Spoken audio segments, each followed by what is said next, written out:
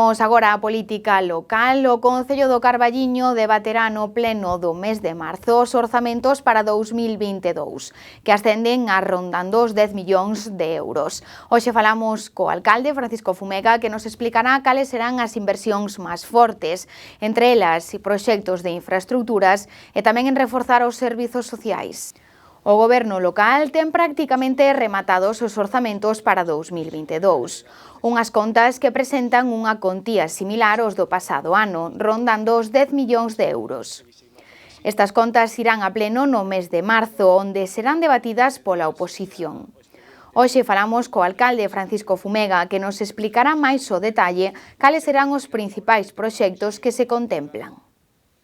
Prácticamente os orzamentos xa están rematados polos servicios técnicos, tanto de intervención como tesorería, están pechando o capítulo de persoal e, basicamente, son uns orzamentos similares en canto a cuantía aos do ano pasado, en torno aos 10 millóns de euros que van a permitir seguir avanzando nese proceso de reforma e mellora das infraestructuras viarias, culturais, sociais do Concello do Carballiño.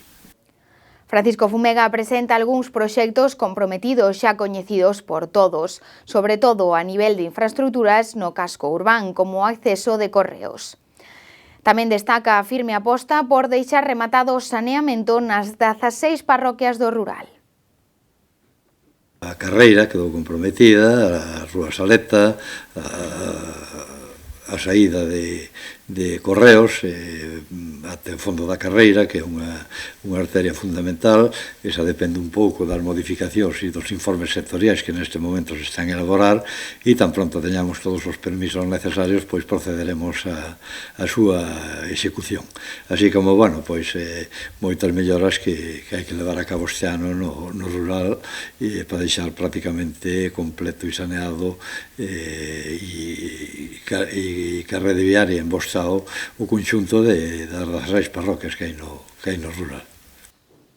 En canto á cultura, o Concello vén de recibir a documentación por parte da Xunta de Galicia para o proxecto de museización da fábrica de papel, que estará financiado no 80% pola Administración galega. A idea que baralla o Goberno é que poida estar rematado a comezos do ano 2023. Hoxe mandaronme xa para asinar o que é o convenio ca Consellería de Cultura para a musealización da fábrica do papel.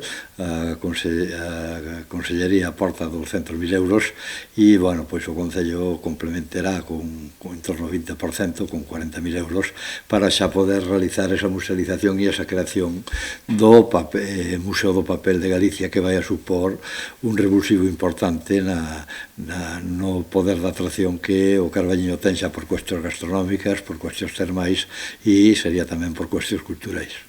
En canto aos servizos sociais, o Concello do Carballiño reforzará para este ano as horas do servizo de axuda no fogar e implementará un horario partido de conciliación no servizo do bo día familia, necesario para adaptarse ás circunstancias das familias en horario de mañá e tarde. Os servizos sociais, basicamente reforzar as horas de SAF, de Servizos de Asistencia no Fogar, porque hai demanda, e reforzar tamén o que é o bo día familia cos turnos de mañá e de tarde, para poder dar acollida as familias que sabes que ca xornada partida que se implantou xa na Uceira, aí a tarde quedaba sin cubrir, e dentro do Concello tamén se vai tratar de cubrir ese valeiro que queda como consecuencia dos novos horarios.